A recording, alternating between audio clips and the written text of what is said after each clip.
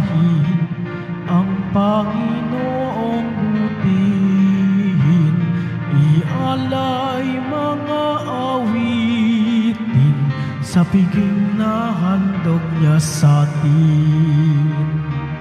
Tayo'y magbigay galang sa Diyos na sa timay lalang. Tanay nako niya't hinirang kawang iningatan, ating dakilain at sambahin ang Panginoong butihin, ialay mga awitin sa piging na handog niya sa atin. Ialay mga awitin sa piging na handog niya sa atin. Sa ngalan ng Ama, ng Anak, ng Espiritu Santo. Amen. Ang pagpapala ng ating Panginoong Jesucristo, ang pag-ibig ng Diyos Ama, at ang pagkakaisa ng Espiritu Santo naway sumainyong lahat. At sumaiyo rin. Mga kapatid, ngayon 24 ng Agosto ay kapistahan ni Apostol San Bartolome. Bartolome, ibig sabihin, anak ni Tolome. Ayon sa tradisyon, ang pangalan niya ay si Nathanael. Isama natin sa misa natin ngayon ang mga intensyon ninyo kay narito sa loob at sa labas ng Basilica Minor at pamansang dambana ng Isus Nazareno ng Quiapo.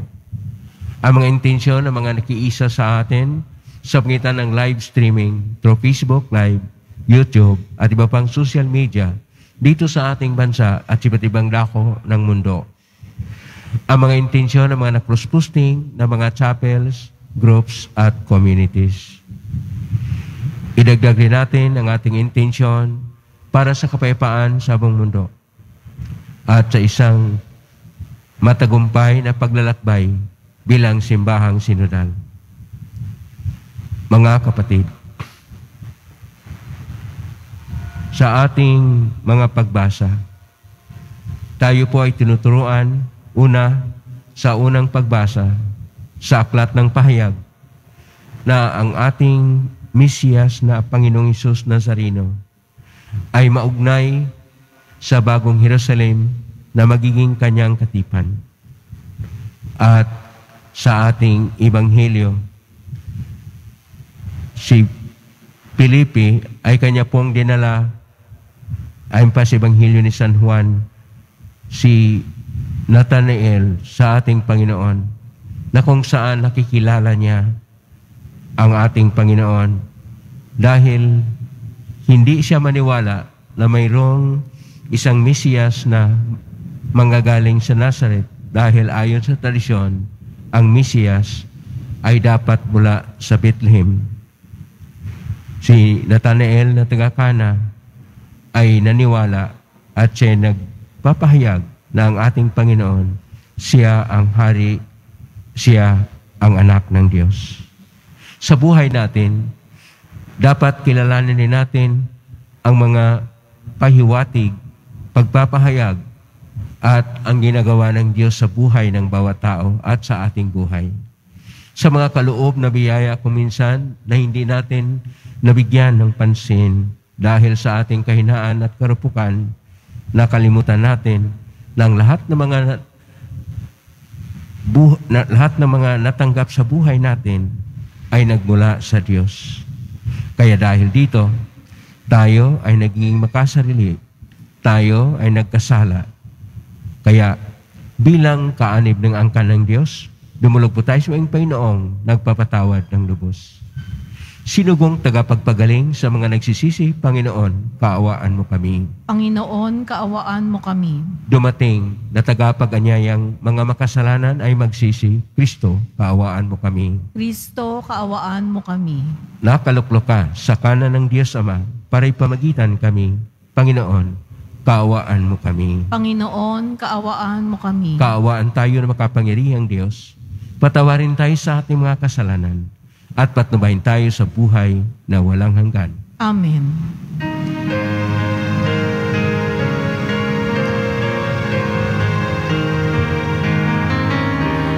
Papuri sa Diyos, papuri sa Diyos, papuri sa Diyos sa kaitaasan,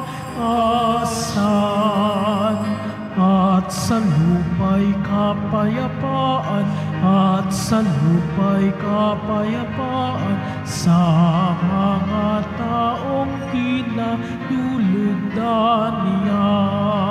Pinupuri ka namin, dinarangal ka namin, sinasamba ka namin, ipinagbubunyi ka namin, pinasasalamatan ka namin, dahil sa dakila mo angking kapurihan.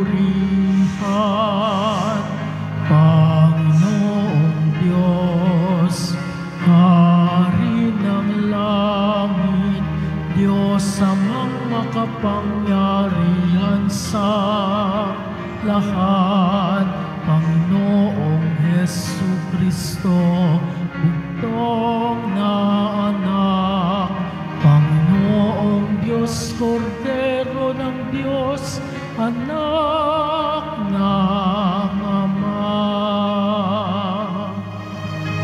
Ikaw na nag-aalis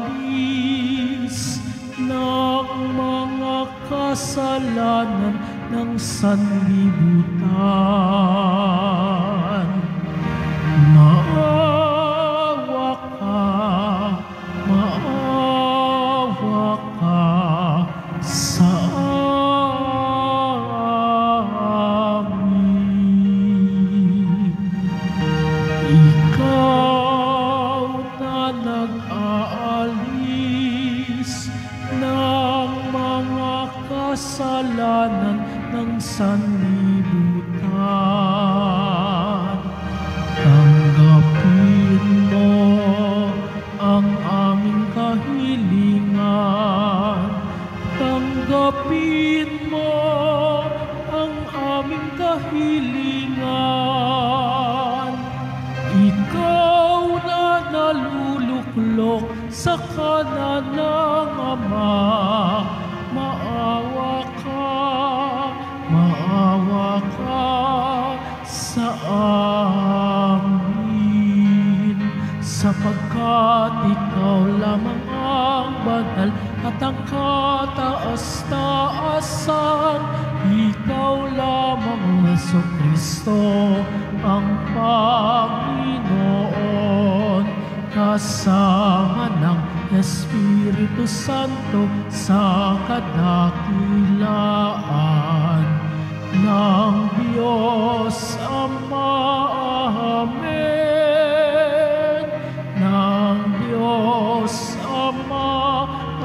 Amen. Papuri sa Diyos, papuri sa Diyos, papuri sa Diyos sa kaitaasan.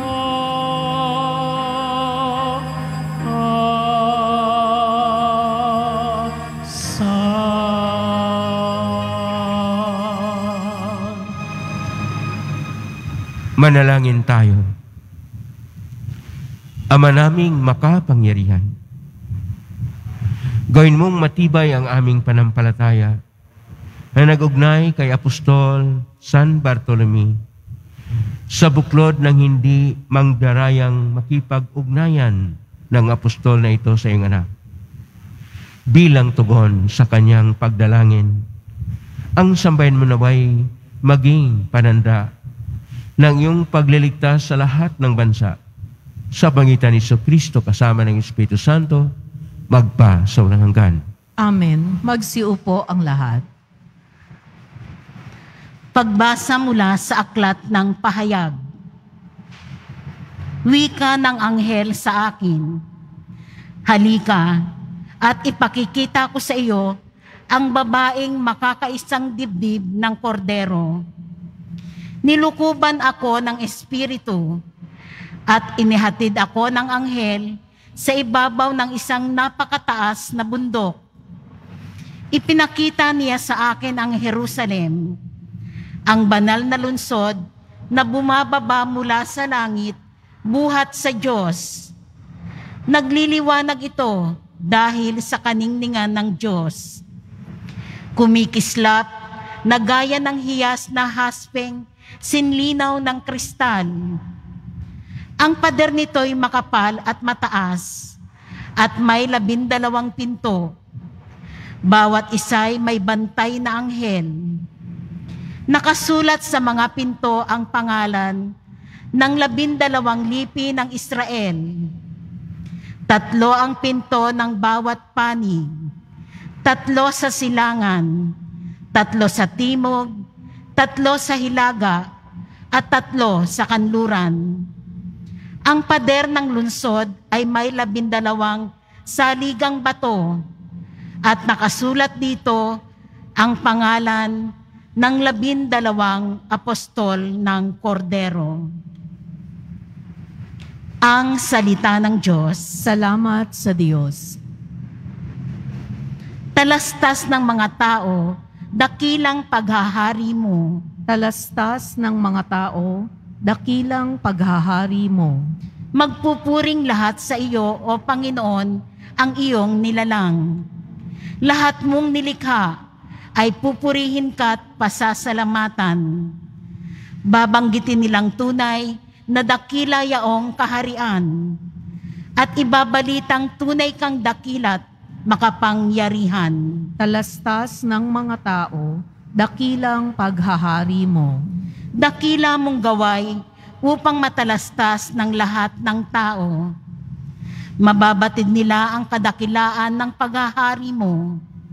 Ang paghahari mo ay sadyang walang hanggan, hindi magbabago.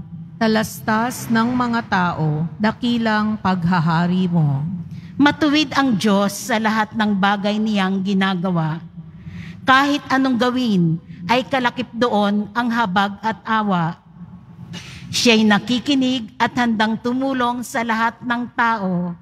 Sa sino mang taong pagtawag sa Kanya'y tapat at totoo. Talastas ng mga tao, dakilang paghahari mo.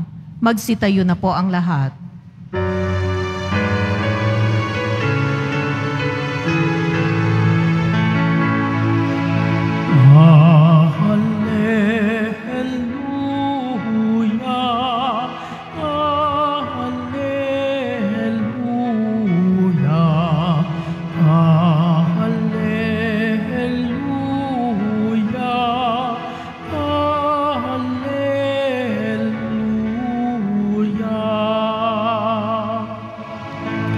Guro, anak na butihin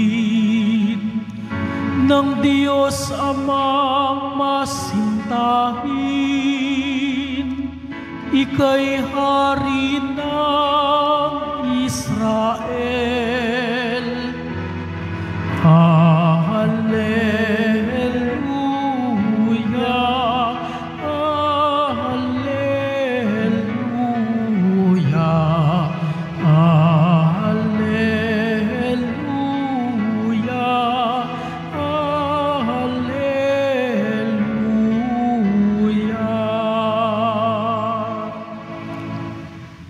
Sumainyo ang Panginoon. At sumaiyo rin. Ang mabuting balita ng Panginoon ayon kay San Juan. Papuri sa iyo, Panginoon. Noong panahong iyon, hinanap ni Felipe si Natanael at sinabi nito, natagpuan namin si Jesus na taga Nazaret, ang anak ni Jose. Siya ang tinutukoy ni Moises sa kanyang sinulat sa kautusan at gayuning ng mga propita. May magmumula bang mabuti sa Nazaret? Tanong ni Natanael. Sumagot si Felipe, halika't tingnan mo. Nang malapit na si Natanael, ay sinabi ni Jesus, masdan ninyo ang isang tunay na Israelita. Siya'y hindi magdaraya. Tinanong siya ni Natanael, paano niyo ako nakilala? Sumagot si Jesus, bago ka pa tawagin ni Felipe, nakita na kita nung ikaw ay nasa ilalim ng puno ng igos. Rabi, kayo po ang anak ng Diyos. Kayo ang hari ng Israel. Wika ni Natanael. Sinabi ni Jesus, nanampalataya ka ba dahil sa sinabi ko sa iyong nakita kita sa ilalim ng puno ng igos? Makakikita ka ng mga bagay na higit kaysa rito. At sinabi niya sa lahat, tandaan ninyo, makikita ninyong bukas ang langit at ang mga anghel ng Diyos ay manhik manaog sa kinaunan ng anak ng tao. Ang mabuting balita ng Panginoon. Pinupuri ka namin, Panginoong Hesukristo, magsiupo ang lahat. Isang mapagpalang araw po sa inyong lahat. Purihin po natin ang ating pong Jesus Nazareno. Ngayon ay 24 ng Agosto, kapistahan ng isa sa mga 12 na mga apostol ng ating Panginoon. Ang apostol ay mula sa salitang koinopo na Griego, apostolis, na ibig sabihin, misyonero, pinadala. Ang 12 na mga apostol ay pinadala ng ating Panginoong Hesus na siya yung Mesiyas upang tutulong sa Kanya sa pagpalaganap o pagtuturo sa mabuting balita ng paghahari ng Diyos at ang pagkakaroon ng buhay na namuhay ayon sa kautusan ng pag-ibig at buhay na ganap at ikasya siya. Sa atin pong mga pagbasa ay pinahiwatig sa atin una sa aklat ng pahayag na ang pangitain ni San Juan ay tungkol sa pagpapakita ng lungsod na magiging kabiyak ng Mesiyas at walang iba kundi ang Jerusalem. Ito ay katuparan ng sinasabi ng mga propeta na ang bayang Israel ay kabiyak ng Panginoon na si Yahweh. Anuman ang kanyang kalagayan, bilang kabiyak ng Diyos, siya ay magdala ng kaligtasan at kabutihan para sa lahat ng tao. Kaya sa ating Salmo 144 ngayon, versikulo 12, talastas ng mga tao ang dakilang paghahari ng Diyos. Diyos ng kabutihan. Diyos ng buhay na ganap at ikasya siya. Pero ang mga tao, nung kapahunan ng ating Panginoon, ay gusto nilang matiyak.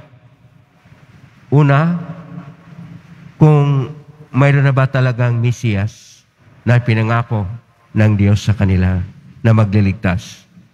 Pangalawa, na tama ba yung tradisyon na ang Mesiyas ay dapat magmumula sa lahi ni Haring David at si Haring David ay pinanganak sa Bethlehem, kaya magmula sa Bethlehem ang Mesiyas.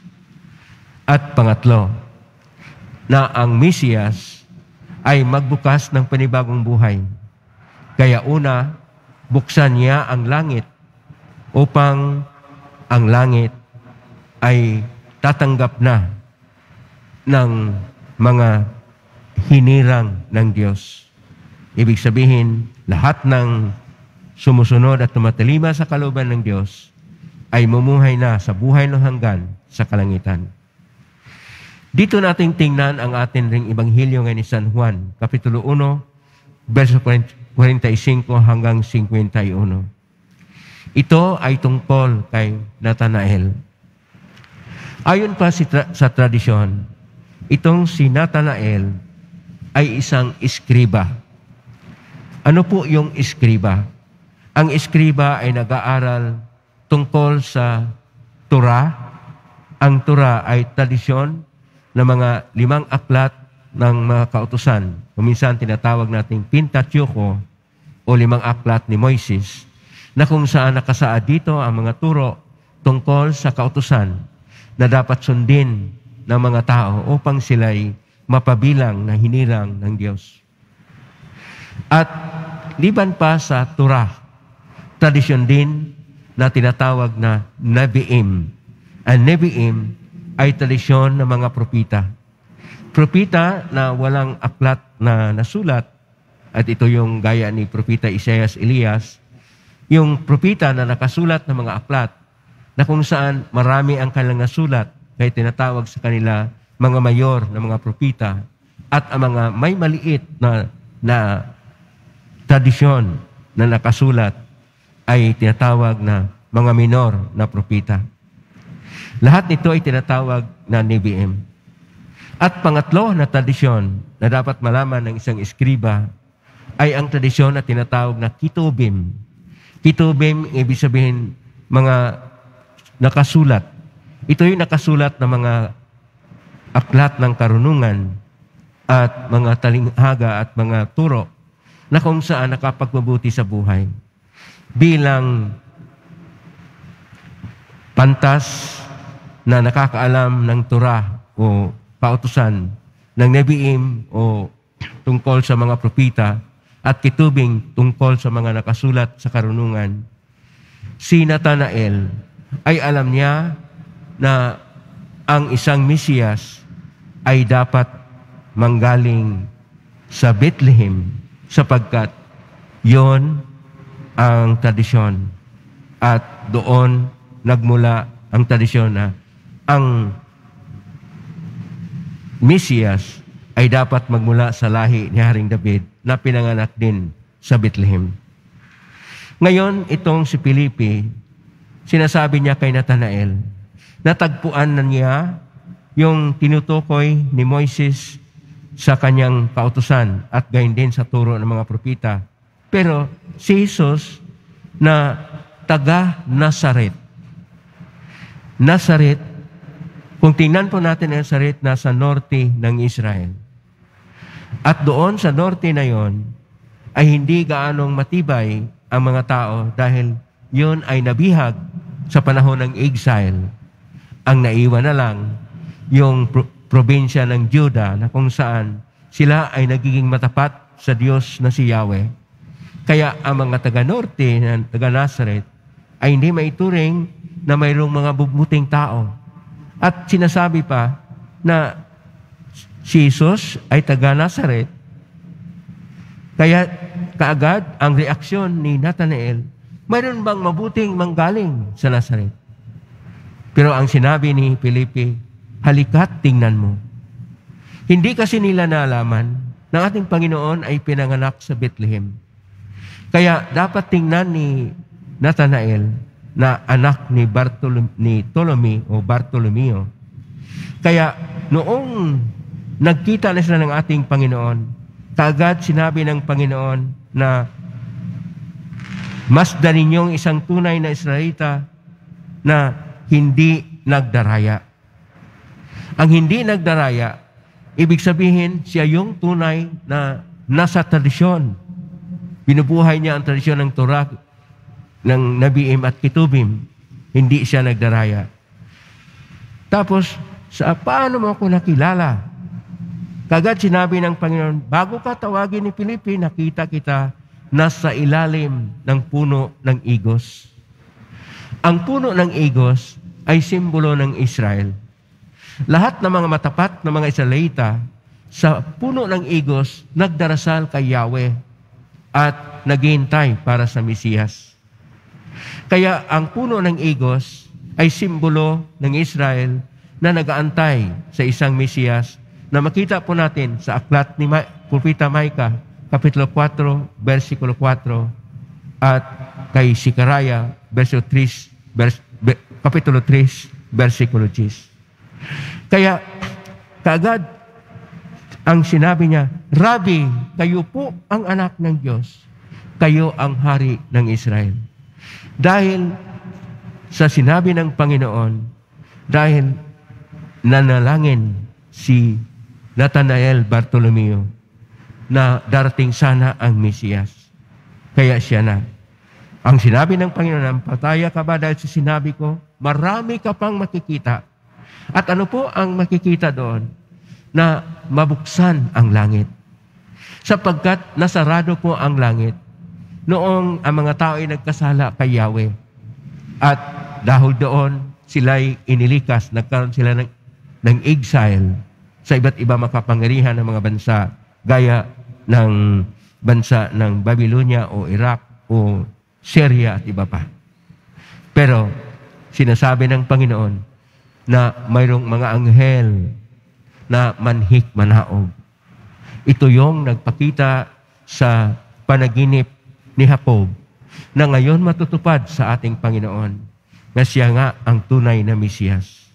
Sa buhay natin, kailangan kilalanin natin ang Diyos sa kanyang pamaraan. Hindi po sa pagtingin at mga tradisyon ng tao ang pagkilos ng Diyos. Pero kumikilos siya, gumagabay siya, nagbibigay siya ng daan tungo sa Kanya. Siya ay nagbuhos sa atin ng mga biyaya. Ikaw na buhay pa ngayon, o may trabaho pa, o dili kaya ikaw ay may natanggap pa na biyaya, yan ay hindi dahil sa iyong paghihirap. Yan ay biyaya ng Diyos. Kaya dapat kilalanin natin ang Diyos. Iba't iba man ang pagdating ng Diyos sa ating buhay, dapat magpasalamat tayo sa Kanya. Iba't iba man ang pagkilala natin tungkol sa Diyos at mga tradisyon na ating nalaman, ang Diyos ay nagpapatuloy pa rin sa Kanyang pagka-Diyos na lampas pa sa mga kaalaman ng mga teolohiya, filosofiya at iba pang mga karunungan ang Kanyang pagiging Diyos. Kaya dapat handa tayong tumanggap, handa tayong kumikilala, hanggang tayong magpapahalaga sa Kanyang pagnanahan sa ating kasaysayan, pagnanahan sa ating buhay, sa ating mga tahanan, at kung saan man tayo naroon, sapagkat siya ay Diyos na Yahweh. Ibig sabihin, ako ay laging sumasayo.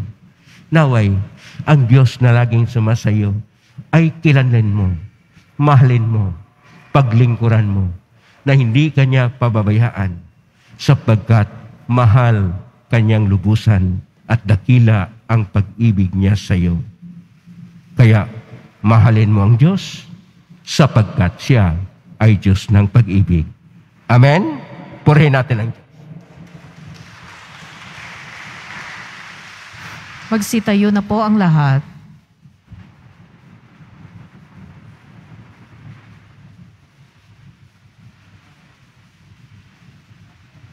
Sa apostol, sa isang lalaking hindi makagagawa ng paglinlang, lumapit tayo sa Ama ng may pagtitiwala, binubuksan sa pamagitan ng panalangin ng ating mga puso. Panginoon, basbasan mo kami sa iyong hinubog sa pamagitan ng panampalataya ng mga apostol. Panginoon, basbasan mo kami na iyong hinubog sa pamamagitan ng pananampalataya ng mga apostol. Ang simbahan naway maging bukas sa mga pagkilos ng Espiritu, lalo na sa mga samahang pinagyayaman ang pananampalataya ng bayan ng Diyos. Manalangin tayo. Panginoon, basbasan mo kami na iyong hinubog sa pamamagitan ng pananampalataya ng mga apostol. Ang mga pinuno ng pamahalaan, naway maging karapat-dapat sa karangalan at dignidad sa pamamagitan ng kanilang tapat at ulirang pagtupad sa tungkulin. Manalangin tayo. Panginoon, basbasan mo kami na iyong hinubog sa pamamagitan ng pananampalataya ng mga apostol. Magkaroon nawa ng mga programa para sa paghubog sa mga kabataan. Manalangin tayo. Panginoon, basbasan mo kami na iyong hinubog sa pamamagitan ng pananampalataya ng mga apostol. Ang mga may sakit, naway makatagpo ng tulong sa paglilingkod ng simbahan. Manalangin tayo. Panginoon, basbasan mo kami na iyong hinubog sa pamamagitan ng pananampalataya ng mga apostol. Ang mga yumaong tapat sa Panginoon, naway makabahagi sa kaluwalhatian ng langit. Manalangin tayo. Panginoon, basbasan mo kami na iyong hinubog sa pamamagitan ng pananampalataya ng mga apostol. Sa tahimik idulog natin sa Panginoon ang ating mga sariling kahilingan.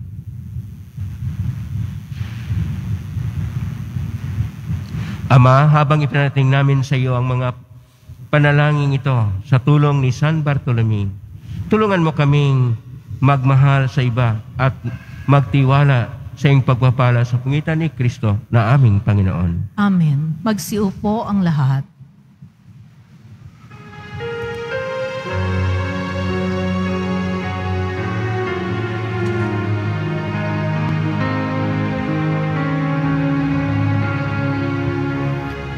Itong alak at tinapay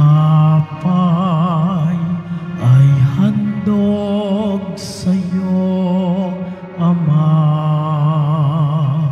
Ito'y bunga ng aming gawang iyong pinagpala. Sumasamo ang iyong bayan, tanggapin iyong basbasan nang sa amin maging tunay na katawan at dugo ng iyong anak. Magsitayo ang lahat. Manalangin kapatid upang paghahain natin ay kalugdan ng Diyos amang makapangyarihan. Tanggapin nawa ng Panginoon itong paghahain sa iyong mga kamay, sa kapurihan niya at karangalan, sa ating kapakinabangan, at sa buong sambayanan niyang banal. Ama naming lumikha, sa kapistahan ngayon ni Apostol San Bartolome, tuwangan nawa kami ng kanyang pagdalangin sa paghahain namin ng pagpupuri at pasasalamat sa iyo. Sa pangitan ni Jesucristo kasama ng Espiritu Santo, magpa sa walang hanggan. Amen. Sumainyo ang Panginoon. At sumaiyo Taas sa rin. Diyos ang inyong puso at diwa. Itinaas na namin sa Panginoon. Pasalamatan natin ang Panginoong ating Diyos. Marapat na siya ay Amanin pasalamatan. ka pa rin tunay marapat ni kay aming pasalamatan sa pangitan ni Jesucristo na aming Panginoon. Itatag niya ang iyong sambayanan at ang mga apostol ay saligat katuwang sa pagpapanatili ng iyong pagmamahal na di magwakas kahit kailan. Kaming sambayan mo dito sa daigdig ay katibayan ng pamumuhay sa langit. Kaming naririto ang tagapagpahiwatig sa pagkakaisa ng tanan sa iyong pag-ibig.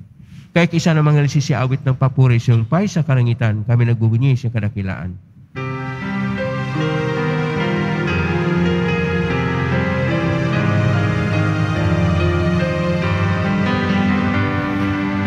Santo, Santo, Santo, Panginoong Diyos ng mga hukbo.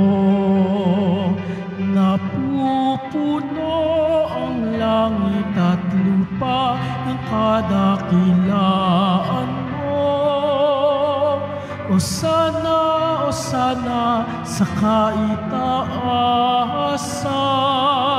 pinagpala ang naparirito sa ngalan ng Panginoon. Osana, Osana sa kaitaasan.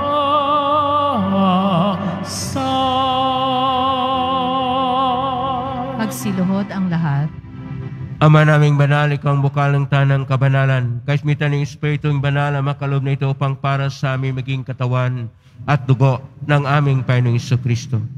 Bago niya pinagtiisan ko sang loob na maging handog, hinawakan niya ang tinapay.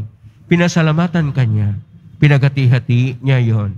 Iniabot sa kanyang malagad at sinabi, tanggapin ninyong lahat ito at kanin. Ito ang aking katawan na ihandog para sa inyo.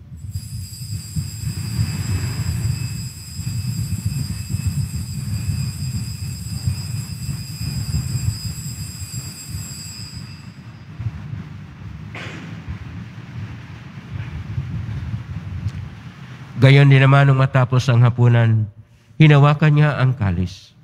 Muli kanyang pinasalamatan.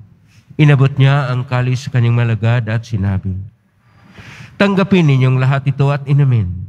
Ito ang kalis ng aking dugo ng bago at hanggang tipan. Ang aking dugo na ibubuhos para sa inyo at para sa lahat sa pagpapatawad ng mga kasalanan. Gawin niyo ito sa pag-alala sa akin.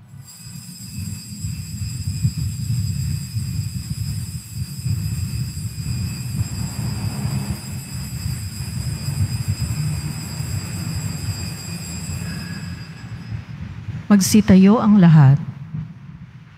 Ang misteryo ng pananampalataya. Si Kristo'y namatay, si Kristo'y nabuhay, si Kristo'y babalik sa wakas ng panahon. Ama, ginagawa namin ngayon ang pag-alala sa pagkamatay at muling pagkabuhay ni anak.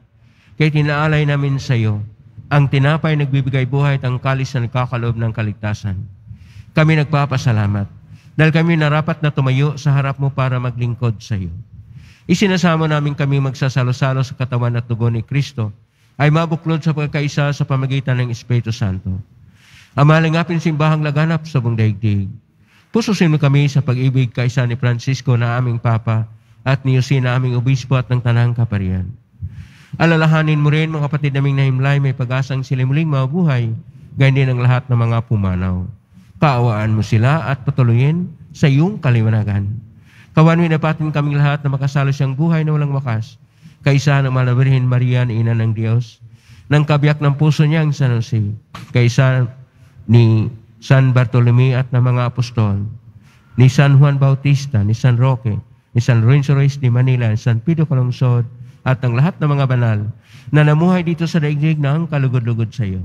May pagdiwang nawa namin ng pagpupuri si karangal mo sa pangitan ni anak na aming Panginoong Jesucristo.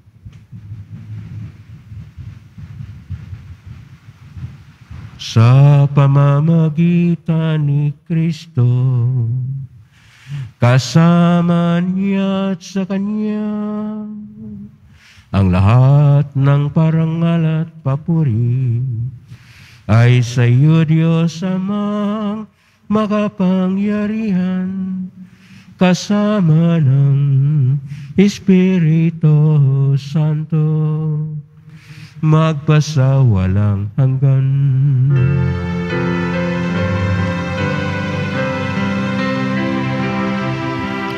Amen. Amen. Amen.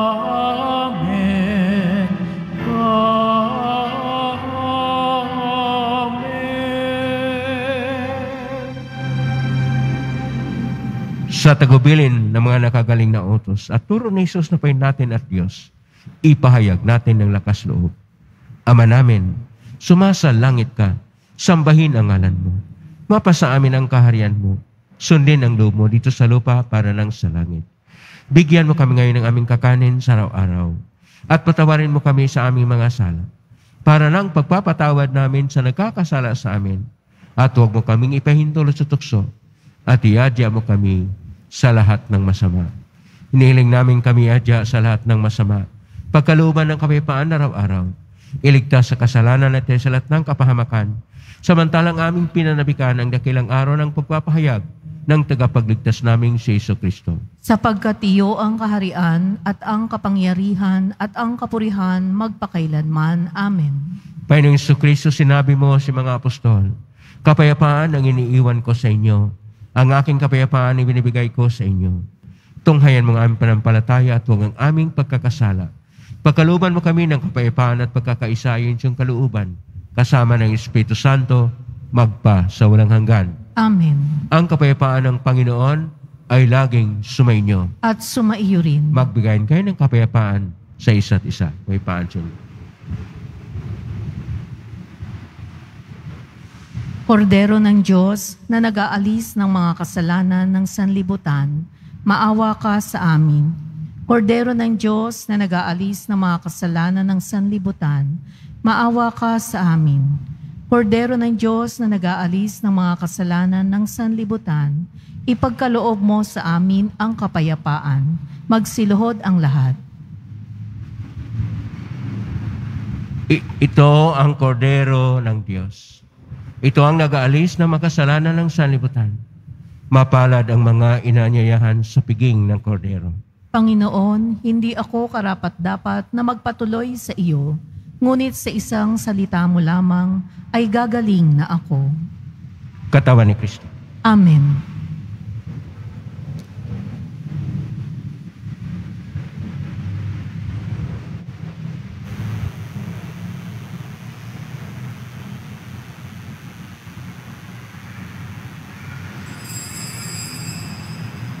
Para sa lahat ng tatanggap ng banal na komunyon, sasagot po tayo ng amen pagkasabi ng pari o ng lay minister ng katawan ni Kristo at isubo agad sa bibig bago umalis sa harapan ng pari o lay minister. Sumunod po tayo. Maraming salamat po.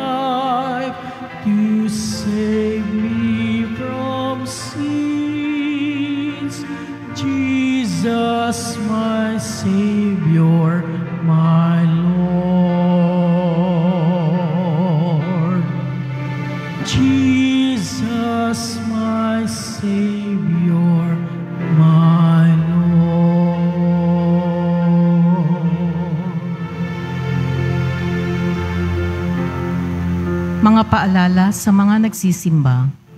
Pagkatapos ng misa, wiwisikan po ang lahat ng banal na tubig. Pinakikiusapan ang lahat na manatili lamang muna sa inyong mga lugar, tanging sa Quezon Boulevard o sa Plaza San Juan lamang ang labasan ng lahat. Sumunod po tayo.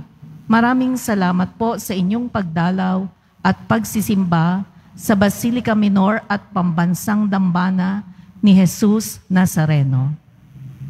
Magsitayo na po ang lahat. Manalangin tayo. Ama naming mapagmahal, ngayong kapistahan ni Apostol San Bartolome, aming pinagsaluhan ang haing nagbibigay buhay. Sa paglingon namin at pagtanaw sa utang na loob, kami naway makarating sa parunang ligayang lubos sa pangitan ni Kristo kasama ng Espiritu Santo, magpasawalang hanggan. Amen. Maringal na pagbasbas sa kapistahan ni Apostol San Bartolome. Sumainyo ang Panginoon. At sumaiyo rin. Magsiko kayo habang iginagawad ang pagbasbas. Ang Diyos na nagtayo ng simbahang nasasalig sa mga apostol ay maggawad naman sa inyo ng pagpapala bilang tugon sa mga panalangin ni Apostol San Bartolome ngayon at magpasawalang hanggan. Amen.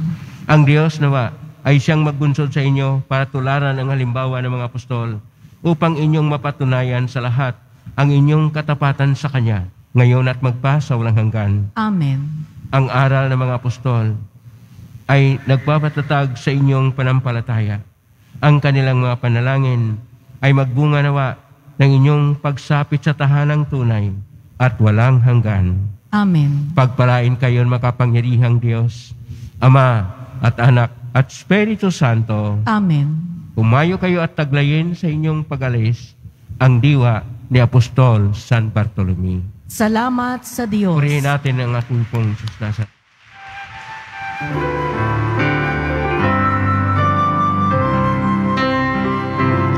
Nuestro Padre Jesus Nazareno, sinasamba ka namin, pinipintuho ka namin, aral mo ang aming buhay at kaligtasan.